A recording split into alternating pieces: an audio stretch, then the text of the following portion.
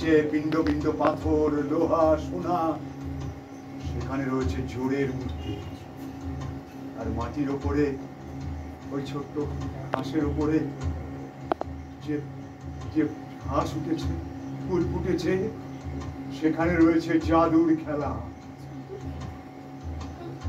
আচ্ছা, তোমার তো এত আছে, তোমার অমল নবীর মতো কথা বলো কেন তুমি?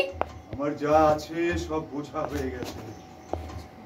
সোনাকে জমিয়ে তো পরশমণি হয় না, তাই শক্তি যতই বাড়াই যৌবনে পৌঁছলো না।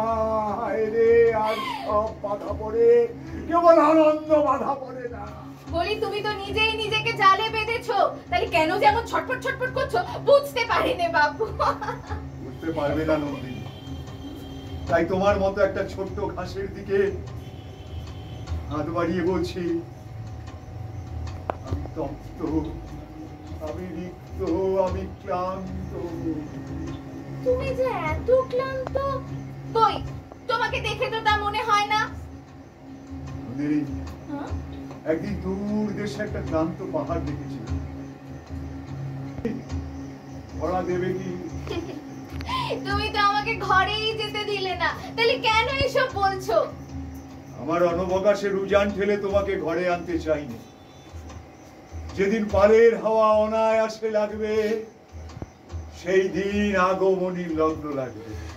হ্যাঁ, আমি তোমাকে বলছি রাজা, সেই পালের হাওয়া আনবে রঞ্জন। সে যেখানে যায় ছুটি সঙ্গে নিয়ে আসে। ছুটি কি করে মধুতে ভরে, তার জবাব তুমি রঞ্জনকে দেখলেই পাবে।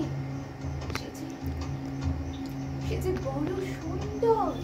সুন্দরের জবাব সুন্দরী পায়, অসুন্দর জবাব ছিনিয়ে নিতে চায়।